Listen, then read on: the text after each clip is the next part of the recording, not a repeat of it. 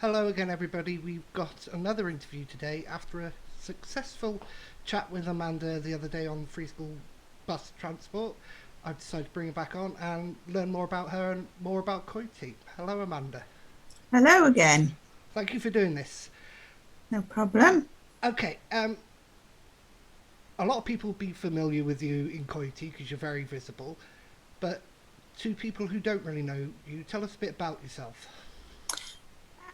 I've lived in Coity for the past 17, 18 years. I grew up in Litchard, went to Litchard Primary School, then off to Brinte Comprehensive. So I'm a Bridgend girl through and through. I've got three children. I've got a background in law. I went to university after school and I did a law degree. I then worked in the private sector dealing with motor insurance claims before moving to the NHS, where I dealt with claims and inquests and serious incidents and complaints for the NHS in their legal department. So that's my background. I'm married to Martin, who a lot of people will know, and at the last elections, I became a borough councillor for Coity. As you say, became a borough councillor for Coity at the last election, so that's 4 years, just over 4 years now. You've been councillor. Yeah, What prompted you to stand for county council, not community? I've I was interested in it a little while back, but I wouldn't do it when my daughter was too young. So I held off for a bit. But I've been a school governor for 11 years. I'm a governor in another school as well now. I'm chair of governors in one school, and I've helped a lot with the community, running community events. Something called Coity Festivals, where we do jam in the castle and we raise funds for the community. So I've been involved in the community for a long time. And I thought I'd hear people's views on everything and see what wasn't being done in the area. And I think it was always a sort of, oh, well, we can never do that sort of attitude. So I thought, oh, I might as well put my name forward then. So I put my name forward and thought I'll give it a go. And the rest is The history. rest is history, as I say. Um, Now, Coity is a beautiful area. We can see behind you, you've got the castle. Yeah. In your background, you've got that view every day from your house. Tell us a little bit more about the things that are going in Coity at the moment, the concerns of residents in the area. It's There's a number of different concerns. We've got different types of areas. We've got the old village, which has got concerns with regards to the amount of traffic using it as a rat run. We have up to 45,000 vehicles a week using Coity Village as a rat run. We have numerous other issues like potholes. I get contacted, particularly at the outskirts of Coity. We've had issues with Kia because living down the lanes, your houses aren't always accessible, or when there's new routes, people forget those houses. So I've had issues like that. Um, Road safety, cutting down hedges, weeds, that sort of thing in the village. The big issue of Heel Spencer and Heel Simonston, which I can touch on later. And then we've got new developments. So the old Coity village used to consist of about 300 and odd houses. But now Parc Derwyn is over 1,500 houses. And between Tremacastell and Gerrith y Castell, you're looking at almost another 400 houses there. So a lot of my issues have been with developers not putting in play parks when they were supposed to, or leaving them till the end. No shops in Parc Derwyn, bins, the state of the roads, landscaping. It's a never-ending list of issues. The school has moved locations since we've lived in the village. Two of my children went to the old village school. Mm. My daughter was too young and she started in the new school. So there have been issues there with regards to capacity at the school, because I touched on in my previous Yeah. interview with you, there's significant capacity issues. And I also cover the industrial estate as well, Litchard and Brackler Industrial Estate. So there's different issues down there with regards to commercial premises and planning concerns where people have wanted to bring a business to the area and planning haven't allowed it, or traffic issues Yeah. with regards to accessing some of these sites. So there's a whole host of different issues that I deal with, Yeah. and it depends basically on the area. We've got Wi-Fi issues. You've got you can understand in a way the lanes, and some of the houses in some areas don't have super fast fibre, which a lot of people need at the moment. I know I've struggled with it when the children were off on lockdown and we were working from home, and I'd have 3 children homeschooling. And living in an old house as well, the Wi-Fi was just not great, and I'd be No. furthest down the line, the tail end Yeah. of the house, trying to mop up any Wi-Fi that it could get. But on the new estate, there are streets on the new estate in Parc Derwyn that have no fibre. They've got such low internet speeds. It's ridiculous. You build new houses and there's no infrastructure in place for those houses. So that's another issue. So That going keeping on that issue of the broadband, that has recently been brought up in the Houses of Parliament by your MP Jamie Wallace yes, in regard to FibreNest, isn't it? Yes, we've been having meetings with FibreNest over concerns with them. Some residents have had concerns with regards to being tied into FibreNest. The newest houses that are being built, they are being built, and you have to sign up with FibreNest. But of course, you can't then go out and get cheaper quotes. You're tied in, I think, for 2 years with those companies. And during lockdown, there were houses that were trying to homeschool and to work from home who couldn't get any internet. So FibreNest have been meeting with us. I did raise it with Jamie Wallace. I had previously raised it with Susie Davis, and Susie involved me in with Welsh Government talks. So we had a meeting with Lee Waters, and unfortunately, he didn't progress the matter. He said he wrote to Ofcom with regards to concerns, because we also had concerns about Openreach were having a strop with Persimmon, because Persimmon now had FibreNest. Openreach weren't willing to put additional places into their cabinets on Parc Derwyn for the houses that have been left out. So it didn't get any further. So I met with Jamie Wallace, who took it on and agreed to raise it in Parliament. So that's good that that's happened. I am in talks still with FibreNest. I sent them a list of all the properties who haven't got fibre, and so they are looking at whether they can come out now and provide the same as Openreach does, an open package of FibreNest to all, and they're also looking at their pricing.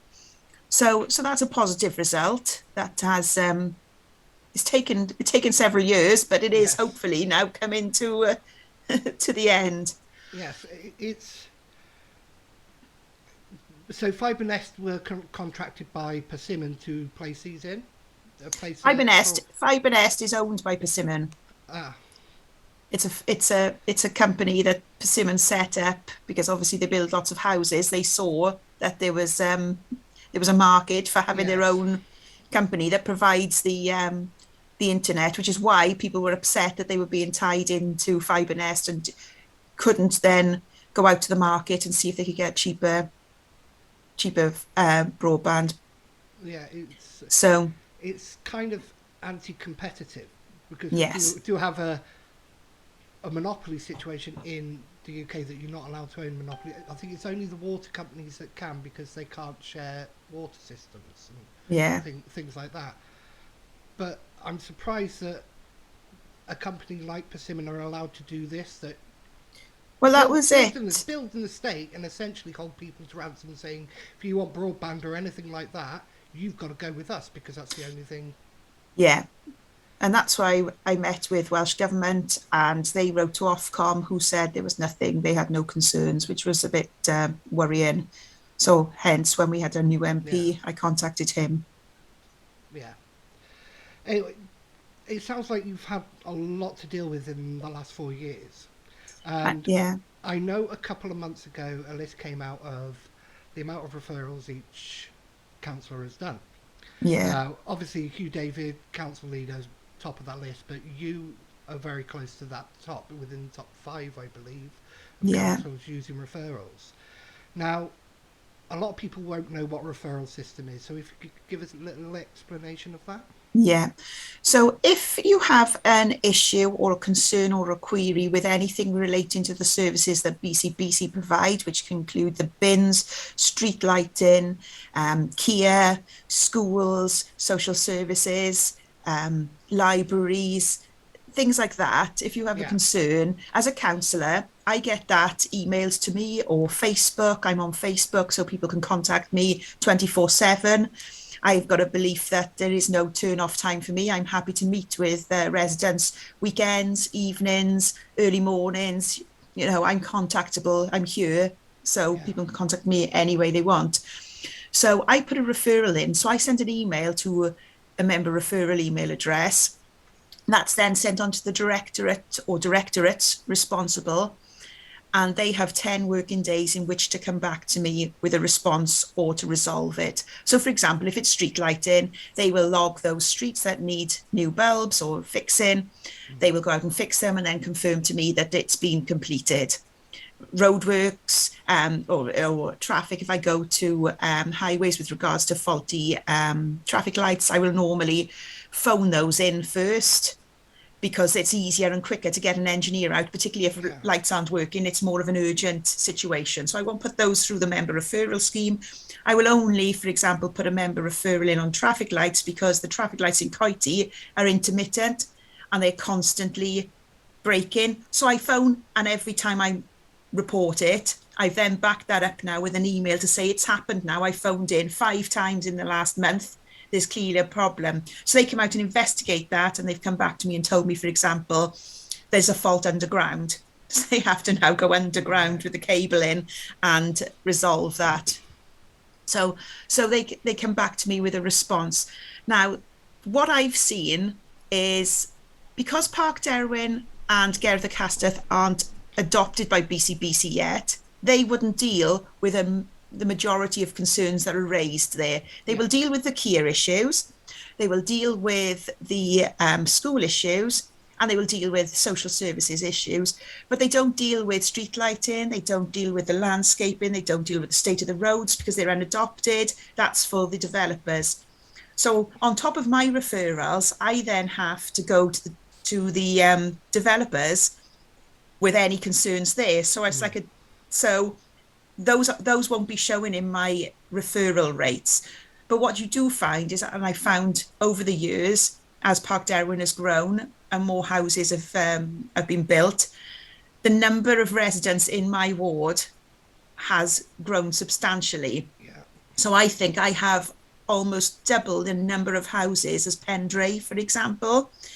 And it's difficult sometimes when you look at the community council aspect, because Coity used to be the small area. There's only 2 Coity community councillors for the whole of Coity, and yet we've got the biggest ward by far. Pendray has 4, Litchard has 5. So it's a lot more work in that respect, even for me, because I will pick up those queries as well from people that, and I will then refer back quite often as well to the clerk of the community council if it's a community council issue. But it doesn't help either that some of the borders in Coity are a bit blurred. So I will quite often be contacted by people in Parc Derwyn who live in the Litchard catchment. yeah, Because they live in Parc Derwyn, you assume you're part of Coity. And again, Jocelyn Terrace, Jocelyn Road, they will also sometimes contact me and think, you know, they fall within the Coity ward. So I deal with those, but I do copy in the councillor for those areas then to let them know it's come in and I've sent it on as a referral, should they want to take it on. But yeah, so generally you get a query with a referral, you go into the council, and then you get your response and you share it back with residents. Sometimes there's delays, particularly through the COVID period. There would be delays on getting responses. Sometimes information cannot be obtained within 10 working days. And sometimes I just don't get a response, and I have to chase. So you know, Now, but when you become a councillor, this is the system they say you should use to yes, sort out this. Because when this came up on Facebook, there was a lot of congratulations for people like yourself, Hugh David, Tim Thomas, who are at the top of this very list, Councillor John Spanswick, because they're using that system. Now, it is the system that we measure that you're doing the work, but there was a lot yeah. of councillors coming back saying, oh, we just go direct to the source instead of doing referrals. How are we supposed to judge what they're doing if we can't see Yeah. the Now work we've been process? told not to go directly to officers. Like care and things like that. We are to go to through member referrals. Now I will phone. I don't phone specific officers, but I give the example of traffic lights not working. That Yeah. is an emergency because an accident will happen if you've got cars coming in four Yeah. directions through no lights. So, but I will phone the general line, and I will phone through that way and report it through highway. So I will go directly there, but not to a specific, I will not single out a specific officer. It's whoever answers the phone Yeah. will pick that up. Now, if I want a specific officer to look at one of my referrals, I will put that in my referral. If I think it deems it necessary, for example, for the Director for Education to look at it, I will ask that he looks at it and copy him into my referral if need be, if it's a significant, urgent Yeah. um, response that's needed. But no, quite often I put it through the member referrals, it's logged there, and the team who deal with them all, they're fantastic. They are so overworked that they deal with all of these, and they have diary points then to chase them up. Yeah. So I know they shouldn't slip through the net because they will chase and they will come back to me and say, have you had a response on this? And if I say no, okay, we'll chase. And if I say yes, I'm satisfied, they will close it down. So it's a system that we can see, and But everyone can see then, and you can see which directorates are the ones who are providing the information within the supposed deadline. yeah, and you know, it also keeps a running log of points followed through to a completion rather than, oh, I've already spoken to somebody in such department, I haven't gone through the Mm. system. That person then hasn't maybe logged it on correctly. There's no But to me, accountable systems for people to see. I've got a legal background, and for me, if it's not written down, it didn't happen. Quite No, often is the excuse people use when you're yeah, dealing with claims. If it's not written down somewhere, how do you know it happened? So the best and easiest way, and the fairest way for officers as well, yeah, is to put in a member referral and do it that way. I put in several member referrals every week. Sometimes I will put in 2 or 3. yeah, Other times I will put in 10, 15, 20. I mean, at the time of Kia, when Kia first rolled out the bins, obviously there were issues throughout the local authority. But instead of putting a single referral in for each issue, I put, for example, because I'm not here to win points with who's got the most no, referrals, I'm there to also to get the job done, but also make it easier for officers as well, because there were so many things that came through.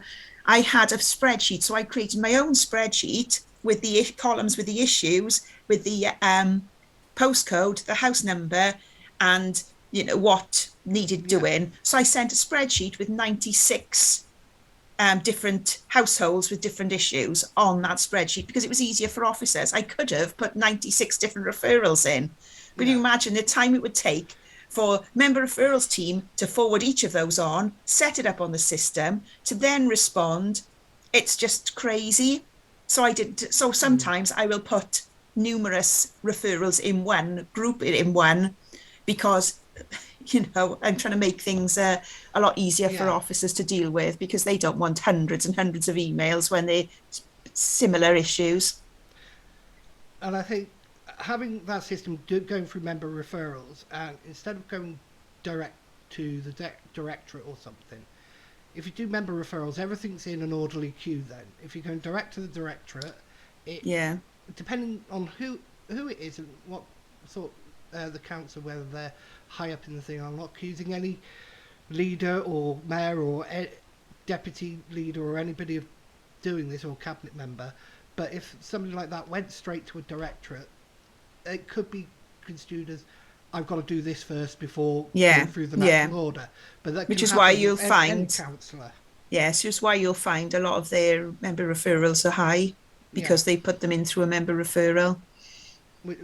which is the way it Yeah, should be done, and it's the way all councillors should really do it, because it creates yeah, an accountable yeah, chain to follow. Then, yeah. And you will have some in some areas who won't have as many referrals no, because there isn't so much to do.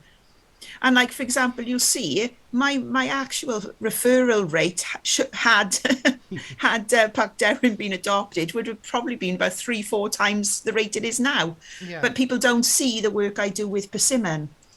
And before we first went into lockdown, I would meet with Persimmon every month. And I'd have my list of issues and we'd go through them and then I'd send my emails. So I have my contacts with Persimmon and Taylor Wimpey. So I do have regular updates with them still, but it's all yeah, virtually. If there's an urgency, we will meet out on site if there is something that needs looking at urgently. But the rest of the yes, time, yes, it's I do email them as well. So that's where more of my work goes, is actually with the developers than with BCBC referrals. you spoke earlier about Hill Simmonston and Hill Spencer. I think we'll move on to there now, because not long ago you had a site visit with MP Jamie Wallace, and Yeah. you reported this in the community council that he got a bit of a shock when he was down there. So Well, it wasn't just with him. We invited MPs, the two MPs, himself and the MP for the north of the motorway of the yeah, M4, because the land tails off onto both. And we invited our MS, Sarah Murphy, and we invited the MS for the north as well. yeah, But all three of them on the day emailed to say they couldn't attend, so they didn't attend. So Jamie Wallace did attend, and some members from Coity Cllr Community Council and the community council across the St motorway as Bride's. well, St Bride's, yeah. So, and local residents. Yeah, And I think then they realised, I think Jamie was a bit frightened because the cars were hurtling past us. And they were just as well. The sheep came as well. We invited the animals because that's one of the issues, and they did turn up en masse as well. So we had the sheep on the side of the road as well, and the cars just beeping them out the way and driving past. And because we've had a spate of animal deaths as well, yeah.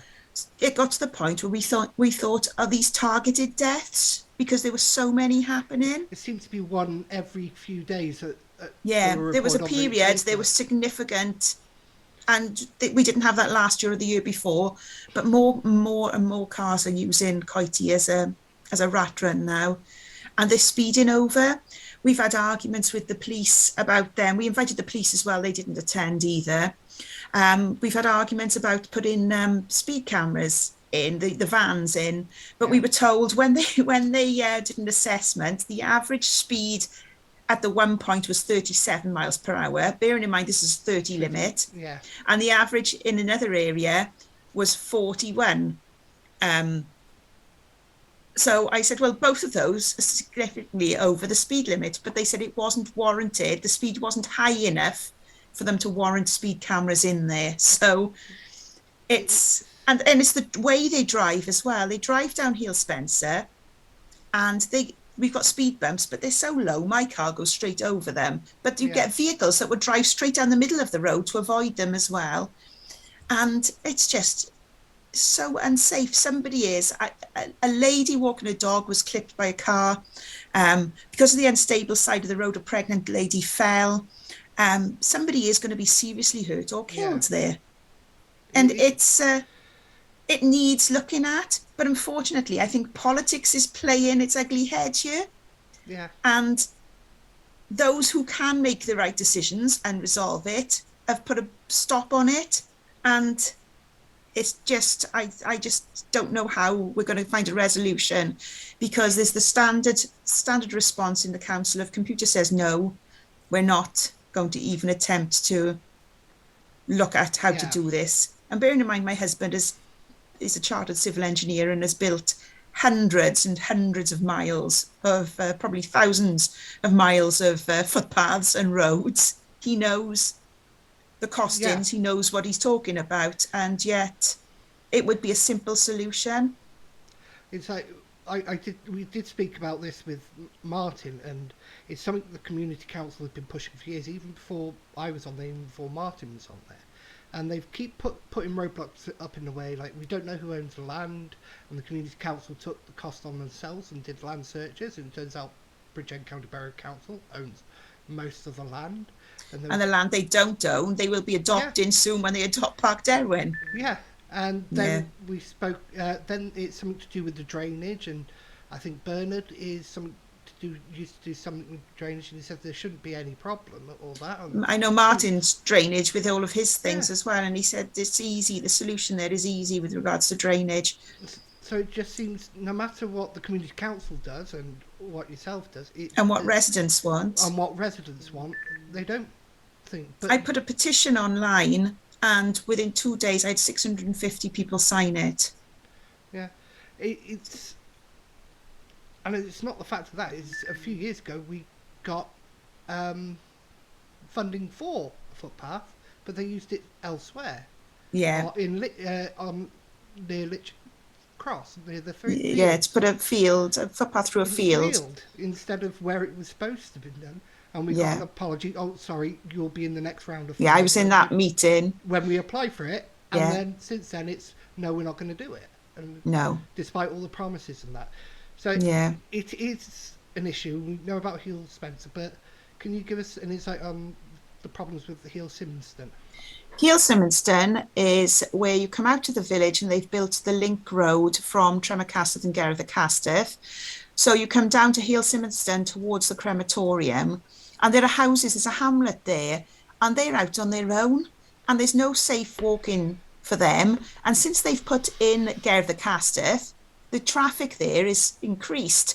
And the problem is there was Section 106 money to sort out that road, but they've been crafty again, and I think they've used that Section 106 money further on down Heel Symonston, because it's Yeah. still Heel Symonston, towards the B&Q roundabout, and use that funding down towards there rather than on that junction. Was that Now, the pedestrian footpath around the roundabout? no, it was on the road itself, Yeah. resurfacing as you come down towards the roundabout. So it wasn't used where residents thought it would be used. It's just been put in a pot and used elsewhere. And a young girl during lockdown was riding her horse, which is in the stables just by there, and a car came up behind the horse, killed the horse. She was thrown off. She was lucky she wasn't seriously injured. And the speed they go down there, because it goes into a 40 and it's a 30 beforehand, but there've been so many deaths down that road. A little boy walking home ill from Coity Primary several years ago was killed on the little bit of pavement that they do have there. Somebody else was killed further on down where their car lost control and hit a tree. There's been another accident further up by the houses at Heel Symonston where a car hit another tree. You know, this is a serious area of road here that accidents keep happening, people keep getting hurt, and nothing's been done. Now, fortunately, the community council have done some work, and they have had some funding for some work there. But it's because the community council have fought for it that it's been done, because it should have been done as part of the development in Gerrard the Castell, and it's just another example of where the money's not being used where it should be. When Parc Derwyn was developed, there should have been Section 106 money to link Parc Derwyn with footpaths and to put a footpath down Heel Spencer at that time. That should have been part of it. What they did is they took 1.5 million Section 106 for the Junction 36 instead, to make improvements on Junction 36. Now, they didn't build any roads, they didn't change the layout. That simply went on traffic lights and the wait times between lights and things. I can't see where anything else has been done there. So it's just frustrating that the money is not being used where I think it should be. So with Section 106, there's in each contract there's an agreement of what that, how much money they'll give and what that money will be used for. There's a formula, yes. Yes. So if they don't use that money where it was in that contract Meant. to be used, is there Then any? Is they there have to any? pay it back. So Persimmon at this point could say, well, you used money for the M4 motorway that was supposed to do the No, ground. no, No. they've used it where they said they were going to use it there. But what they should have done is they shouldn't have, because Welsh Government would give funding for a motorway junction.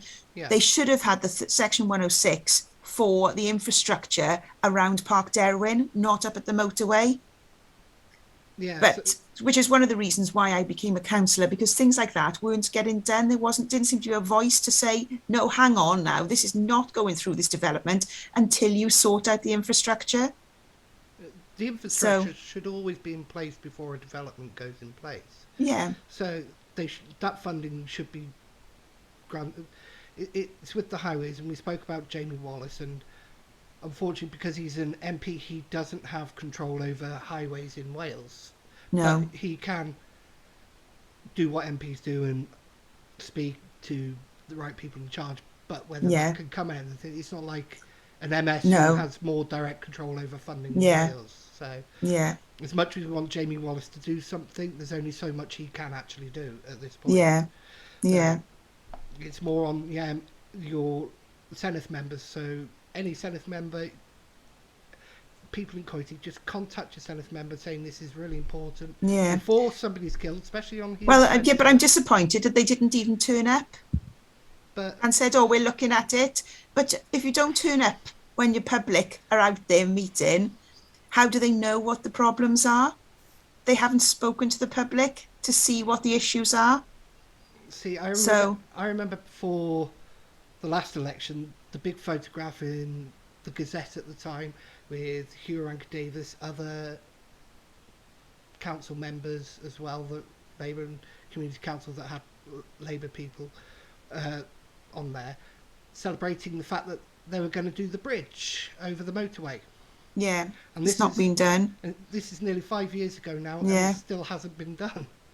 And they no, were celebrating the fact we put pressure on and we got the funding yeah, and we've done this, and it still hasn't been done yet. yeah. And that's still a danger with animals could jump over Well, that yeah, bridge. what people don't realise is it's so low, the bridge there, that one of these cows or these horses that are wandering could actually jump over there onto the motorway, and that would cause substantial loss of life, Yeah, I would have thought.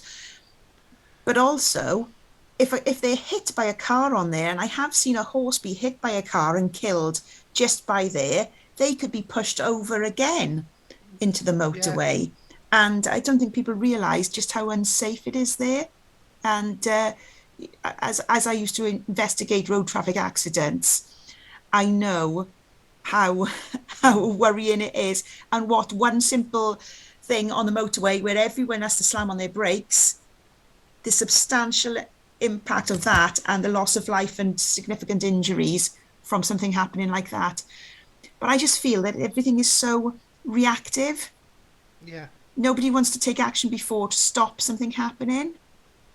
yeah. And it, It's you're dealing with hypotheticals. Yes, but unfortunately, hypothetical does come true a lot of the yeah, time, yeah, which we've seen recently, as we saw the other week on Good Morning Britain. Richard Madeley argued that somebody on the M25 stuck in the thing could be serious, have yeah, a fatal, and a few days later, and he was accused of dealing with hypotheticals, that things like this yeah, could happen. And a few days later, unfortunately, a lady had a stroke and couldn't get to hospital, and now she's paralysed. yeah. But And that's what, this isn't hypothetical on the bridge, because a cow did try and jump off there once already. And luckily, there were people there who managed to pull the cow and grab the cow and pull it back. And if you look at every other motorway bridge, yeah, they're all higher. Every other one is higher because they're higher for a reason. yeah. And So, it's common land, so animals just wander by themselves yeah. by there, and not every somebody's going to be there every Mm. time. And you get people on Facebook who criticise that there's animals there. but the animals were there well before any of us and Yeah, well before the cars. So, you've just got to, the animals are there. You've just got to take your time and slow down. yeah. Um, let's move off that now. You work very closely with the community council to do things. You give reports every month, as does Richard Young, the council of Pendray, who's on there. I find it's very important because not if we're not clued in on everything that's going on, overlap of work may happen. Yeah. What is your motivation to work closely with the council? Because we don't see all councillors working closely with community councils.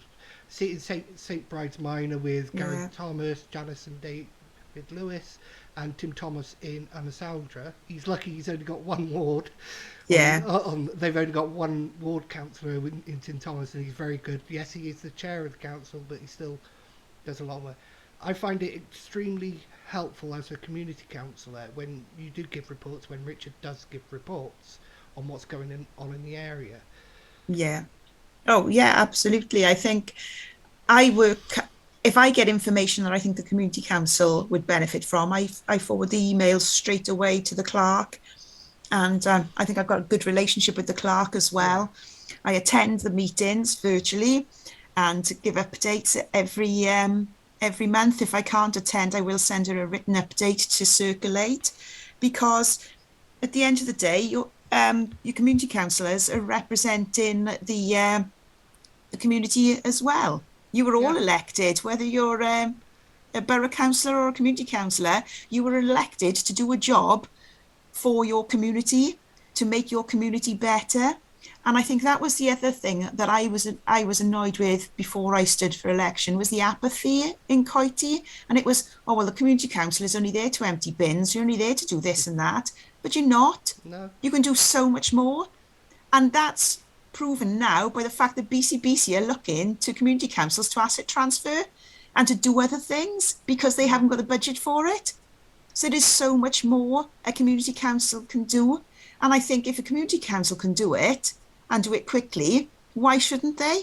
Because I've approached the community council to ask for help with a number of issues where BCBC have either said no or have said, it'll go on the forward work programme and it'll be done in about 4 or 5 years' time. When I contact the community council and it's put on the agenda and it's done within 2 months.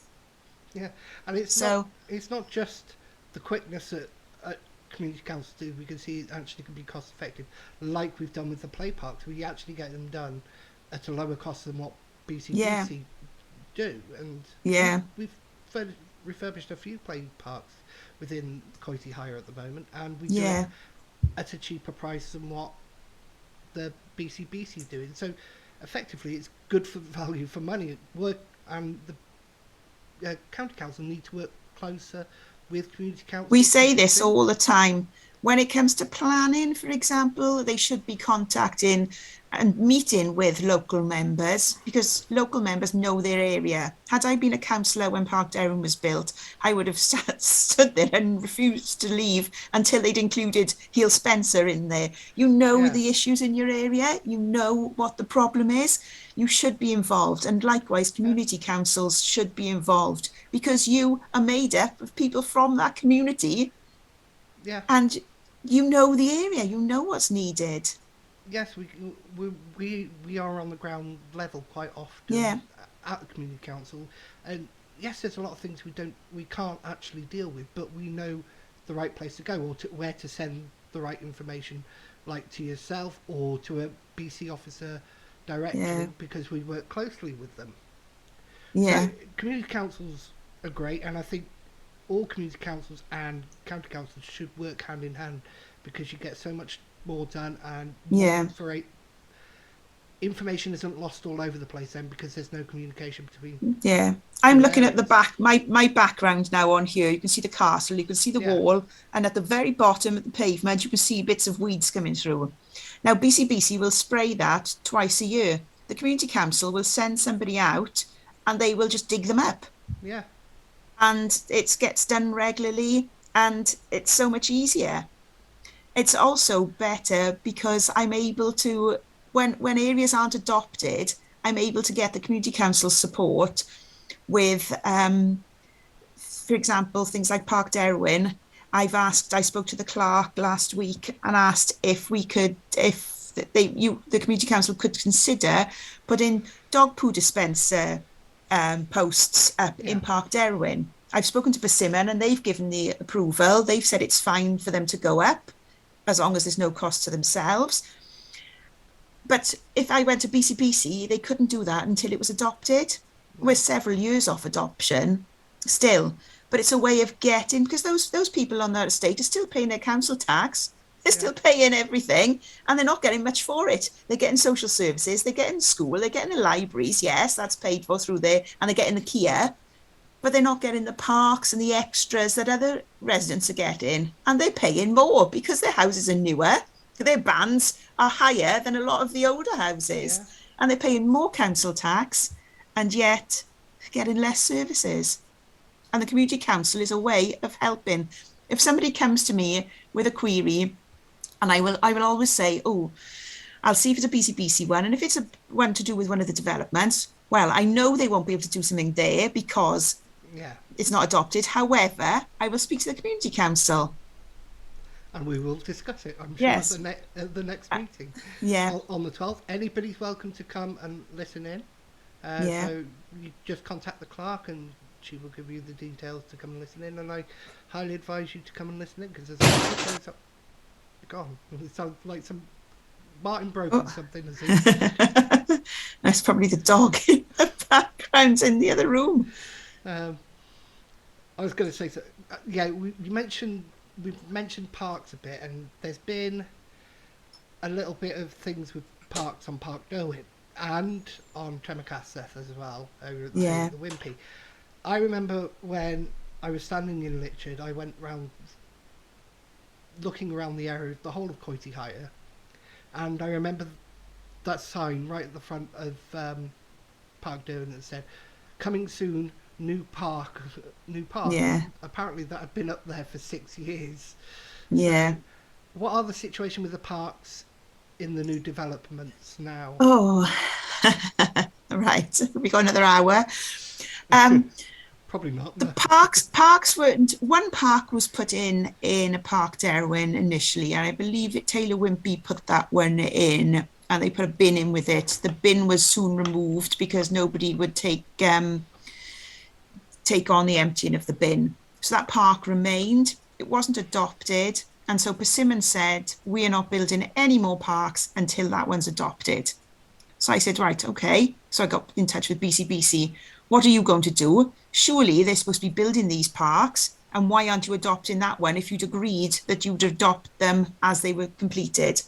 So I met with BCBC, I met with the Community Council, because the Community Council has an interest in this as well, because you can asset transfer the parks immediately over, so there's no cost to the local authority. So that was 2018, February 2018, I met with them. That park still hasn't been adopted, despite having assurances from BCBC that it would be, and back and forth, and further works being done by Persimmon because parks weren't happy with some of the apparatus, so they went and repaired them, did everything. So in the end, I got so frustrated, and this is where I've had to turn to the MP again, because when I would go to our MSs, they would never even acknowledge my correspondence, wouldn't even give me the courtesy of a response. When it was Carwyn, he never, ever, ever once responded to a single email or letter of mine, which is disappointing because he used to be a big part of Coity, and I used to do the fetes, and he lived near. He used to live near there, didn't he? Near Coity. Because my system's frozen. You're back. Yeah. So. Yeah, fab, thanks. Yeah, and I used to do the fetes, and then, before I was an independent councillor, I was okay to I could be spoken to. But as soon as I became an independent councillor, there are certain political parties that will not speak to me at all, or will go out of their way to not help, I, which is a I shame because I'm happy to work with anyone. yeah, I I'm, I remember Carwin actually called us ragtag yeah, group, didn't he? yeah. Um, But I'm independent. I'm an independent councillor because I do not believe that party politics should play a role in local um, areas, in yeah, local decisions, because I will not be whipped by anyone to vote in a certain way. My husband will tell you that he cannot tell me what to do. Nobody will ever tell me what to do. I will do what's best for the people I serve. And if that upsets other people, it upsets other people. But I'm here for them, not for a political party or to follow a set of rules. I'm there to do what needs to be done and to be seen to be doing yeah, what's there to be done. And I'm not afraid to challenge anyone, as a lot of people will tell you in the council. yes, But yeah, so it's so I'm lucky that since Jamie Wallace has been elected, he has helped. So we met again with Persimmon about the state of the parks, and I tweeted them a lot as well. And they agreed to get some of the parks up and running. Now, I used to be on planning committee, and because they've put in additional houses in Parc Derwyn, it meant we had a little bit of leeway there where we could add some conditions with regards to the last play park, because technically we should have asked for a sum of money from Persimmon for play equipment because they were building over and above what was originally granted. So instead, we put the conditions in to say that after 50 houses are occupied on the new area, that park has to be complete and open for residents to use. So we could put that condition in, but unfortunately, the previous planning conditions, there weren't any scales as to when parks had to be yeah, built. They just said a park has to be built here and a park has to be built there. So they have put in all the parks now, and they were put in. And originally, the park company, who I speak to, hoped to have them all completed by Easter, but they had to do a lot of groundworks because the ground's in a terrible state in some places up there. So the one park was completed at the end of Easter, 2 weeks after the Easter holidays, which was disappointing because the kids didn't have that park. So there are 3 other shiny parks ready to be opened. They look lovely. And so I thought, oh, well, even if 1 or 2 are opened for the summer, but they didn't. They stayed there untouched. The landscapers had to come in and lay the grass. And then it would take 2 weeks for it to knit in. And then the parks company would come back and add the swings to the fixtures and the zip wire and everything. And they would be open. But unfortunately, there was no movement with Persimmon landscapers. So they've now come back and landscaped the area. And it's still all cordoned off. So hopefully it won't be long before these parks are open, because the poor children just sat there they're sitting yeah, in their gardens, sitting in the street, looking at these 3 parks that were shut up. Nobody could use. Now, I've got friends in Parc Derwyn who moved in the first lot of houses, and their children are now too old for the parks. yeah, They're in the upper years of comprehensive school doing their A levels. They're too yeah, old for these parks that they moved into thinking, oh, my children will use these parks. And you've got the same then in Tremacasteth. But the difference there is that's Taylor Wimpey land, and Taylor Wimpey gave the Section 106 money to BCBC for them to pay for the park to go in. Now, that money was paid to BCBC last March. And nothing's been done because they hadn't cleared the site. They've been using it as a storage area. I've been chasing for 2 years for that area to be cleared, and nothing had been done. And I've been told, oh, well, we will tell them, we will put enforcement, we will enforce it and take enforcement action, but nobody ever did. And it was like, oh, never mind, leave it be, sort of thing. So that park still hasn't gone in. So we haven't seen plans yet for the park and what they're intending to do there. And these children there, again, are growing up. They're yeah, going to be too old. But I feel for them over in Tremacasteth and Gertha because they're isolated, because they've got a big link road. You cannot send your children on their own into the village swing park or up to Parc Derwyn. It's not safe. So they are stuck. There's nothing. They've got a bypass there and no other green space. At least Parc Derwyn does have the odd bit of green space, Yeah. even though it's poorly landscaped, and I wouldn't let my children play in most areas because you wouldn't know what you'd find in there. But they've still got other places to go, Yeah. whereas over there they've got absolutely nothing. So I keep raising it and raising it with BCBC, and I'm yet to be told when it's going to No, be completed. And it just makes me want to pull my hair out. it's a shame for the children on Gers Castle and Trevor Castle because there is a nice park behind the castle as well, which Yeah, isn't really too far but away, but there's no it's not, but it's not safe big crossings. enough. No, it's not big enough either for all of that estate No. as well.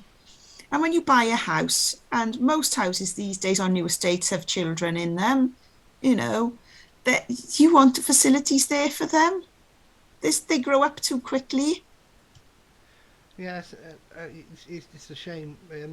Community council loves to help as much as we can. We even said we would probably take the capital asset transfer of that park back in 2018, Yeah, but we were prevented from doing anything because BCBC won't until they do something. We can't do anything. no, We're not even no, allowed to just say let's cut out BCBC and take it ourselves. yeah, yeah. We have to wait for them to adopt it, prove it, And and then everything is so slow in BCBC. yeah.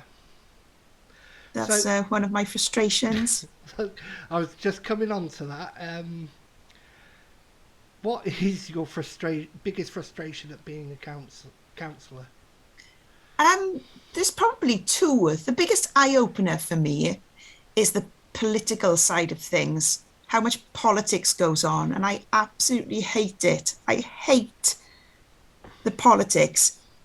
For example, I will not be no one will ever support me in council if you're from the Labour Party because I'm an independent councillor.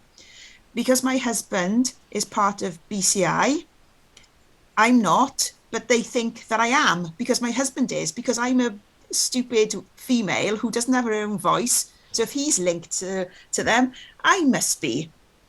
So I must be linked to other groups. I must have the same mind as my husband. So instantly I'm criticised. For example, they voted in a Conservative chair of corporate scrutiny instead of myself the other day because none of them would ever support me because probably of my husband, but that I'm independent. They don't trust independence. And sometimes the best person for the job is being overlooked because of politics. And so that frustrates me. It frustrates me when I'm belittled and laughed at because I'm a female. And as I explained at the start, I've got a law degree. I'm not, I'm No.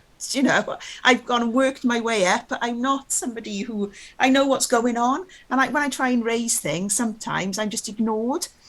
So that frustrates me in that respect. And the fact that I just can't believe the politics that goes behind everything. And it is sometimes when you're in full council, particularly when we used to be in the chamber, it used to be like if I go into my children's nursery class sometimes, and it'd be like the arguments against each other, two sides, it's just embarrassing. It's just, so I don't like the political underhand nastiness and the trying to, for example, I was on the planning committee and it was during the 5 mile exercise where you could only go out for 5 miles. And I'd gone past one of the areas that we were discussing in planning, one of the sites.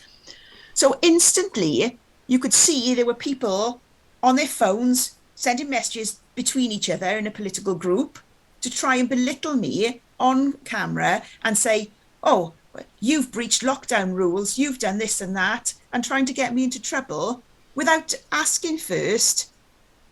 It was, I'm sat in my dining room, I go up one street to this house. So, and this is the route me and my daughter cycled throughout lockdown. So if I cycle past somewhere, I can take photographs as I'm there. I wasn't even a mile away from my house. with the 5 mile rule, but it's constantly trying to belittle people and try and catch them out. And I can't believe there are people who are so sad that they spend all their lives doing that. And I was in council on last week, and I was having issues with my laptop and my phone. So I was logged into both into council, and I was trying to work out, because I had Wi-Fi problems, which one was I going to use, because I couldn't get my laptop linked to my 4G.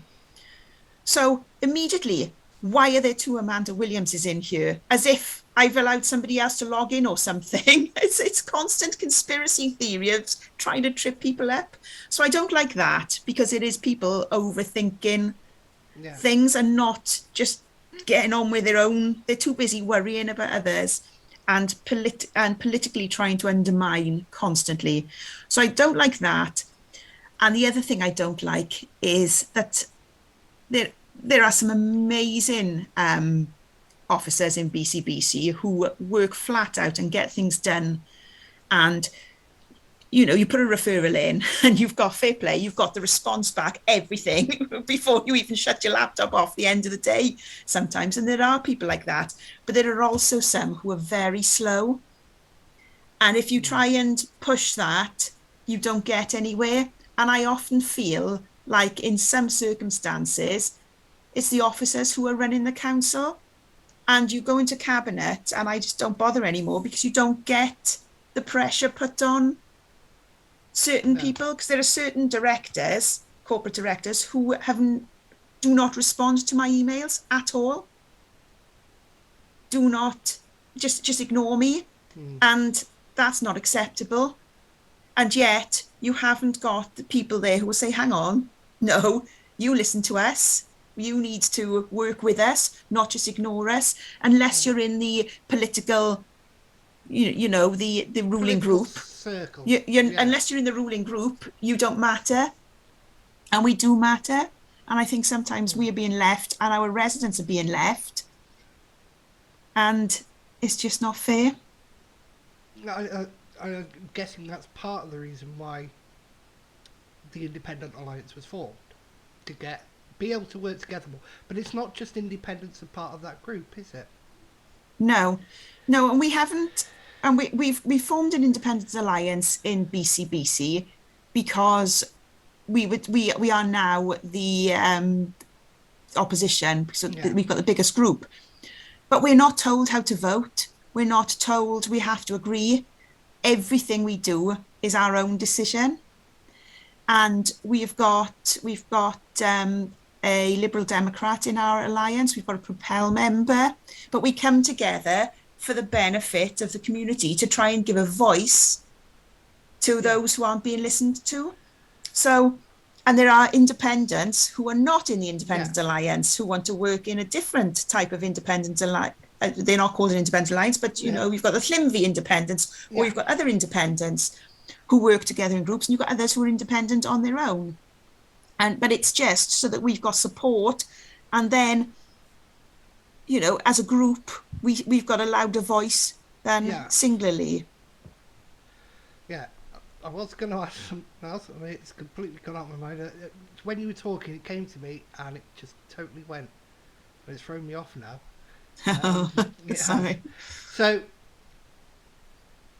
I spoke to Alex. It was a question that he turned it a bit. I said, what would be a policy that you would love to introduce? And he said, well, if I became leader of the council, the first thing I'd do is 100 days of... I'll get somebody in to do a performance review of everything. Yeah. So we're not performance reviewing ourselves, we're getting somebody from outside to do that. If you had a similar choice that you became leader, what would be the policy that you would like to introduce? Well, I would like to see better use of this one council approach, because I don't think there is a one council approach with a lot of elements. For example, you've got parks and highways. Parks will empty the bins in parks. Highways will empty the bins on the highway. That's a duplication of costs.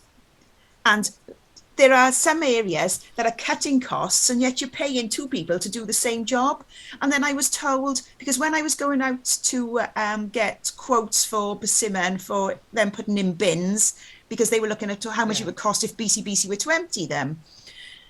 BCBC said, well, it would be this much, because then you have to have a supervisor in the vehicle as well as the person doing the bin emptying. So the supervisor sits there and watches the person emptying the bins. So they can't. So then you've got four people. So there are 3 bins in Coity in the village. So you've got 4 people who come out, 2 empty 2 of the bins, 2 empty the other bin because it belongs to parks. And you just think, how can you have one council approach when it, even when you knuckle it down to that you can't? So I would do a review and I would bring in all these services that are very similar and say, you need to be, we need to get rid of this, get rid of that, and then bring it all under one umbrella. Yeah, because you might still need the same amount of staff, because then you've got increased bins. So that's fine. You're not losing any staff. However, instead of then wasting your time thinking, is this a parks bin? Is this a this bin? Oh, I don't know. And the amount of time to in and fro in with emails, oh, this isn't our bin, this is highways bin, and this is this and that, the amount of time wasted just with that alone without getting the job done. And it means then that if somebody's off sick, that person can cover the other person's route, but they can't now because they're different directorates, different departments. So they can't cover, so you can't work together. So it would be a similar thing to Alex Williams, in that I think there needs to be a review, because I think there is a lot of wastage there that can be looked at, and, cuts can be made there rather than cut in services. Better redirecting the funds that you I think there's better use of funds there. Certainly it could be far more smoothly run, and I think you can tailor different areas so that you're not cutting things like buses, you're not cutting home to school transport. You don't have to even think of all of those then, because you've got a streamlined business. Because having worked in the private sector and then in the public sector, and now as a councillor, you can see the amount of wastage when it's not your money. Yeah. When it's not your money, there's a lot of wastage. Okay, I think I'm down to my final question. Now, I didn't get any from the public. I think it was too short a time. We'll do another interview closer to the next election. And I think people will have a lot more questions then that they're coming. Yeah. But this is the last question. Will you be standing at the next election? I think I will. I've had ups and downs thinking, oh, do I or don't I? Because some days you just think, why am I doing all of this? Because you do get shouted at, you do get tagged sometimes about, oh, you're rubbish, you don't do anything, you don't know anything. And I do get fake profiles trying to, belittle me and cause problems. And you think, and sometimes quiet life is sometimes the easier option. And but I don't think, certainly whilst Heel Spencer is an issue, I cannot step aside because I want to get that done. Same attitude as Martin. If you want me to go away, just build a path there. Yeah, that's me. If you want me to go away, build a path on Heel Spencer and sort out an extension to Coity Primary so that all the children who live in Coity can attend the school that's right next to them. So those are my two ambitions. So as soon as those two are done, then you're all happy and fine. I'm happy, I can retire and I can just become a full-time football mum. So take note, council, if you want rid of Martin and you want rid of Amanda, build a path on Heel Spencer. And sort out the school. Yeah. So the other thing, it would be good for the community council as well, because we'd stop pestering BCBC about a path on their residents would stop it as well. Yeah, and we'd all be happier and safer, and everyone would, And they could then stop the school transport from Coity Village to Coity Primary. Yeah, as well, because it's not safe. Yeah, so So But there we go. We can all wish, can't we? we can all wish. We've all got a wish list of things we'd like them Yeah, to do. I think I've got more chance of winning the lottery than seeing those two things happen. But there we go. You never know. Next year, the political landscape could change. We don't know. It could Yeah, be independents running the council with other groups, or it could be Conservatives, or still Labour. We just don't know at this point. no. And with the boundary changes and boundary Yes, commission changes going ahead, we don't know how many councillors will be representing yes. which wards. The reduction in councillors does mean that the threshold for getting a majority is actually lower now than what it Yeah, is currently, because yeah. there are But more. I'm not averse to reducing councillors because obviously, Mm, we're here to do a job. We do get paid for it. Not as much money as a lot of people think, but if it, you've got to make cuts everywhere. So yeah, but it's and I got to think be. there's more than enough of us to do the work.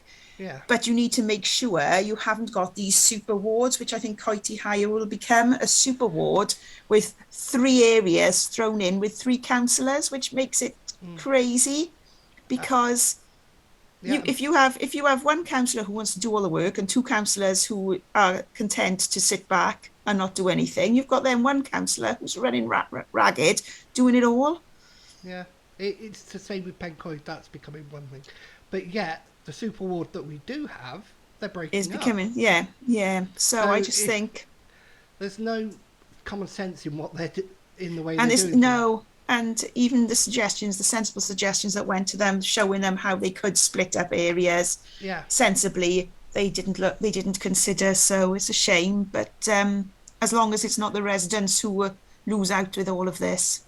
we hope it works out for the residents, and Yeah, I think as long as it's done in the correct way, a reduction in councillors is a good thing. yes, But if yeah, it's done at the detriment of residents losing a voice, yeah, then it could be wrong. Anyway, yeah, I will say thank you because it's not long before both of us have to go on the school runs. yeah, Um, great. Thank you for that, and No problem anytime. we will speak again at some point, probably before the next election, unless they build a footpath on Heel Spencer and extended Coity School. Yeah, then I'm sure we'll definitely speak going to yeah, the next election. Thank you very much, and thank you for everybody who tuned in, and thank you for all the support you've given me recently with the amount of videos being watched and 125 members now on the page. That's gone up oh, six excellent, since yesterday. And I nice. today ordered a new T-shirt that says Bridge End Political Hour on it. So Oh, that means excellent. that. Anyway, thank you, Amanda, and Thanks, we'll speak Renee. again soon. Have a nice weekend, Thank everyone. you. Bye. Thanks. Bye.